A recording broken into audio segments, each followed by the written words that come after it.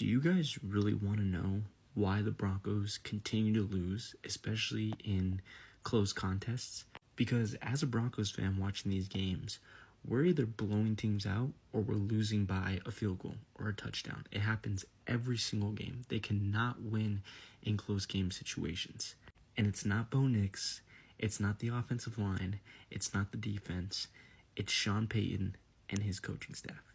Now, don't get me wrong, I love Sean Payton.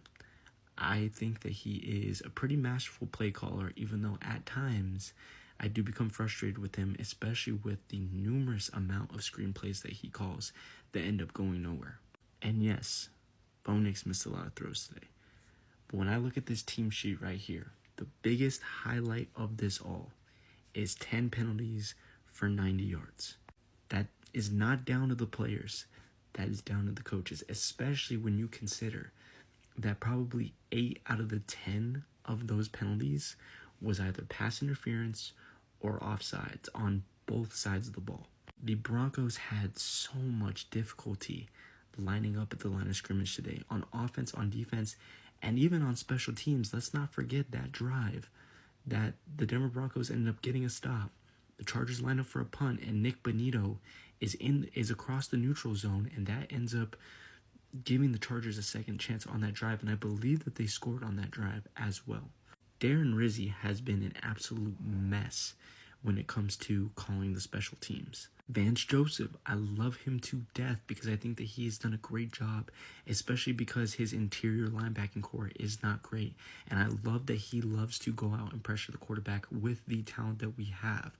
But sometimes he plays a little bit too aggressive and they end up crossing the line. And then Sean Payton on the offensive side with Joe Lombardi, they do the exact same thing. And in the end, when you're in these close games, it is a handful, a fingerful even, of plays that decide the difference. In a 23-20 game, it is just a couple of plays that decide the difference.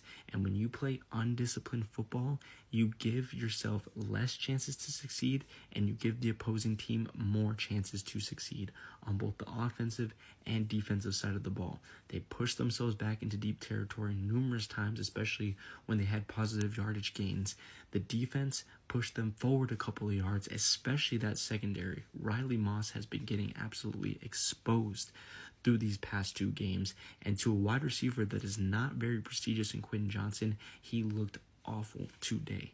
But if Sean Payton, if Joe Lombardi, if Vance Joseph, if Darren Rizzi, if this entire Broncos roster wants to turn this season around, which they still can, they're only 1-2. Yes, they have a tough lineup of opponents ahead, but